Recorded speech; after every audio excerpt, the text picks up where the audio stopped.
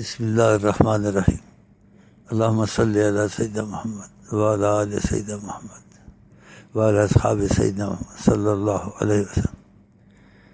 سب کو معافیاں مل جائیں، آئندہ بچنے کی توفیق ملے۔ لیکن ایک بات بہت ضروری ہے، اس سے میں آقا جی کے طفیل معافی دی گئی ہے ساری امت کو قیامت تک۔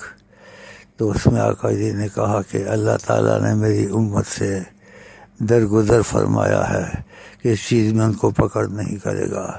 وہ یہ کہ انسان کو سخت وسوسے آئیں تو اس وسوسے کو زبان پر نہ لائے اور اس پر عمل نہ کرے، چاہے کیسے ہی ہوں۔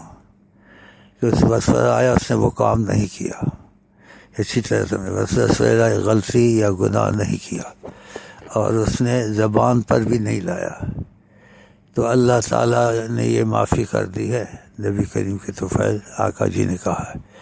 تو یہ باتیں سب جگہ پہنچا دو، جس کو پتہ ہے تو ٹھیک ہے، نہیں پتہ ہے ایک دوسرے کو بتا دیں، تاکہ ان کی بہت بڑی پریشانی دور ہو جائے گی۔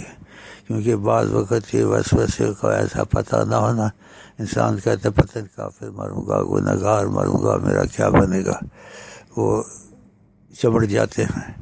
تو آقا جی نے کہا اللہ تعالیٰ نے میری امت کو اس میں معافی دے دی ہے، جو وسوسہ آئے تو وہ کام وہ گناہ سے نہیں کیا، چاہے وسوسہ آ رہا تھا، اور دوسرے زبان پر بھی نہیں لایا۔